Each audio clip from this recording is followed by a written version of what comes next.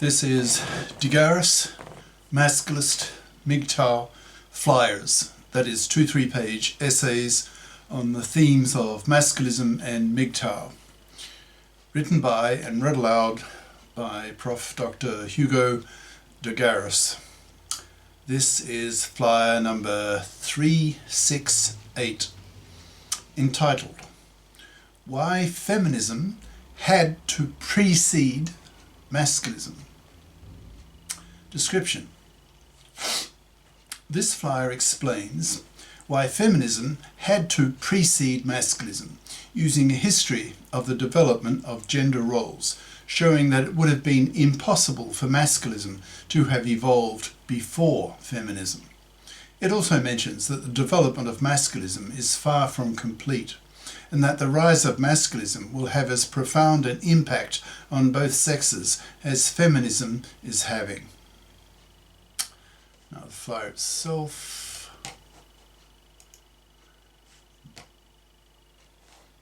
bigger.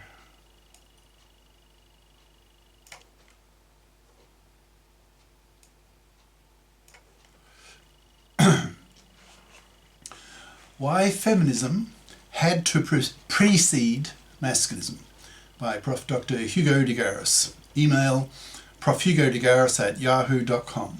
Website profhugodegaris.wordpress.com.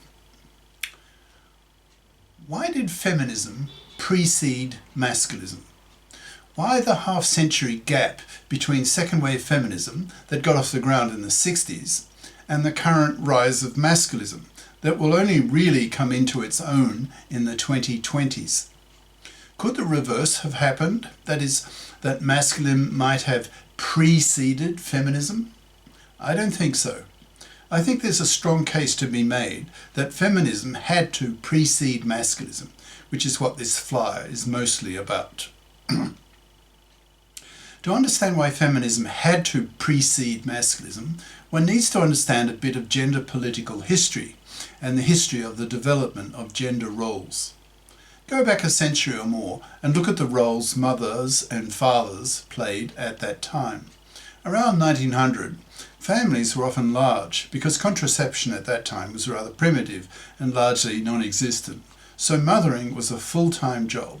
There were no modern household gadgets at the time, so women, that is mothers, spent hours of their working day, every day, washing and drying clothes for the whole family, cooking for them, lighting and cleaning out wood-burning stoves, sewing, repairing the clothes for the family, etc. It was a full-time job.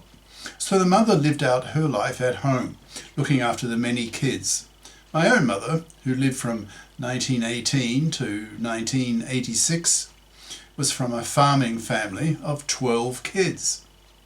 Medicine and modern sewage engineering had developed to the point by the dawn of the 20th century that most kids survived, whereas in earlier centuries typically half of children did not survive to adulthood, carried away by infectious diseases, etc. So women, mothers, worked full-time in the home with their many kids, their time-demanding household chores, while the men, the fathers, were out of the house earning the money that kept the entire family alive. In those days, there was no welfare state. That came much later in the 20th century, often after World War II. There were no worker political parties, no unemployment benefit, no health insurance, etc. in most countries. So there were no institutions to cushion the severe economic existential blow if for whatever reason the father was unable to bring home the bacon, to provide the money so that he and his family, that is, his wife and kids, could be kept alive. If, for example, the father got fired or the company he worked for went bankrupt, he had to be psychologically capable of bouncing back the next day and start looking vigorously for another job. Otherwise, he and his family would starve, in capital letters. After many decades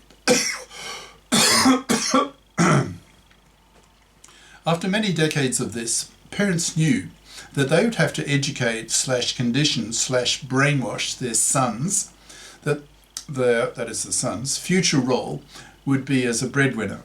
and that he had to be toughened up so that he had the psychological guts to be capable of bouncing back.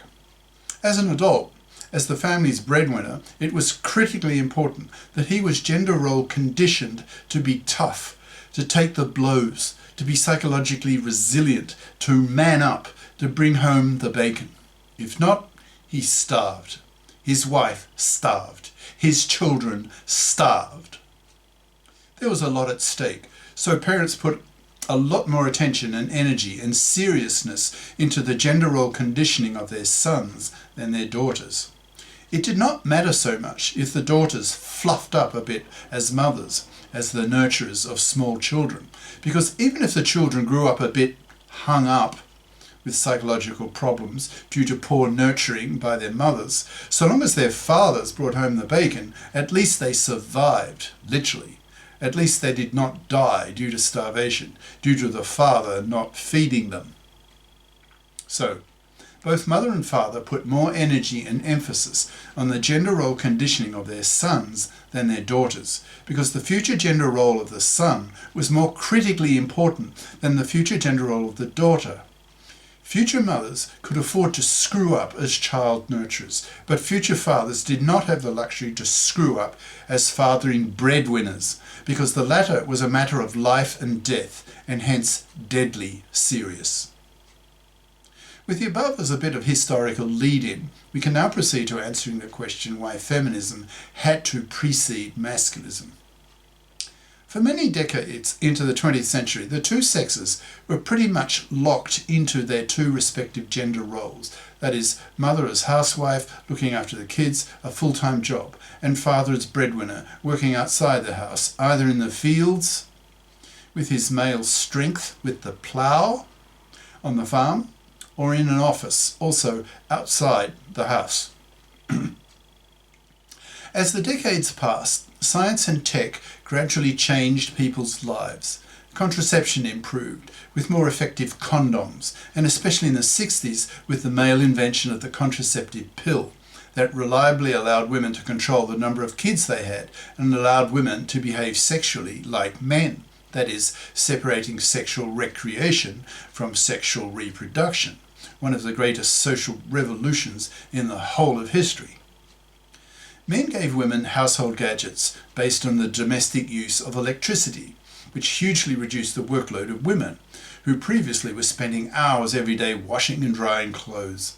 Domestic gas and electricity made cooking much easier, removing the time needed to chop wood, light fires, etc., to cook in wooden stoves. With a gas or electric stove, a mere flick of a dial turned on the heat. Men gave women modern medicine, so that life expectancies for women now are well into the 80s. In the 60s, upper middle class women were choosing to have only 1 or 2 kids on the whole, since raising a kid became much more expensive because children lost their work capacity on the farm, so became total financial dependence on their parents. These upper middle class women found increasingly that they had time in their hands, so created make work to fill their days at home as housewives. For decades, they barely questioned their traditional housewife gender roles, since it is the nature of tradition that one behaves unquestioningly according to the tradition, simply because it is a tradition. However, as the 60s wore on, more and more upper middle class women became unhappy with their traditional housewife role and began thinking of taking up the traditional male gender role of having a career. Millions of Western women began to feel the ennui of housewifery and felt the itch to change their lives, to become female careerists. So it's not surprising that when Betty Friedan in the US published her The Feminine Mystique in 1963, which advocated that women take up careers and be challenged as much as men were, that the reaction from the US female public was so explosive. The time for female careering was so obviously ripe that millions of women heeded the call and poured into the workforce, to such a point that gender laws that gave women equal pay for equal work, equal opportunities to enter the professions, the right of an abortion, of an unwanted pregnancy, etc., were all legislated within a decade.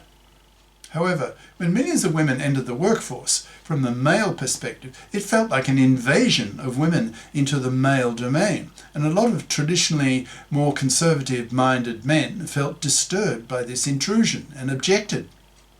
This male objection in turn annoyed greatly those women who really wanted to have careers outside the home, especially once their one or two children were off to school. These women, with all their household gadgets and their university educations, were angered. By the end of the 60s, millions of young women were organising themselves into feminist consciousness-raising groups to help educate women into the new feminist norms of expecting women to have careers and not be satisfied by being an unskilled, unpaid, financially dependent housewife.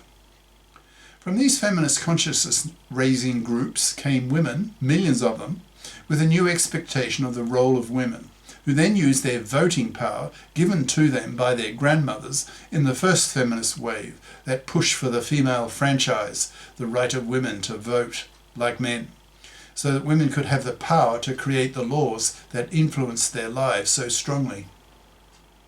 Over the following few decades, more and more women entered the job market, so that the proportion of women in university and college classes kept climbing, to the point today that women actually outnumber men significantly. For example, in many colleges in the US, there are now 2 young female students for every 1 young male student.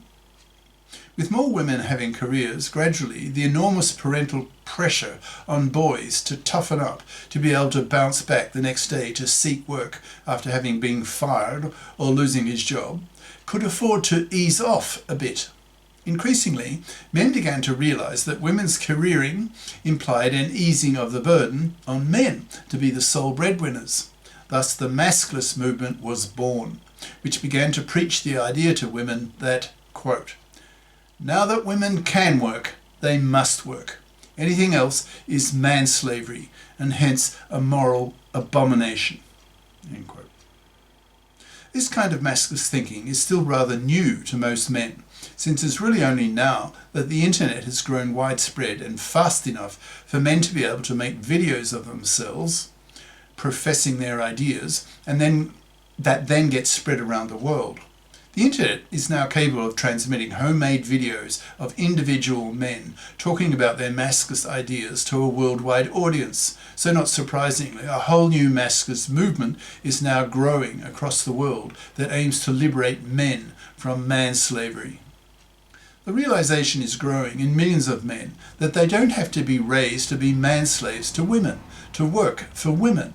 Instead, they can choose not to have kids, to work for themselves, retire early, and spend the rest of their lives doing what they want to do, rather than being a wage slave to some employer, nor a manslave to a parasitic housewife who has much time on her hands due to having few children, possessing household gadgets, and a long life expectancy.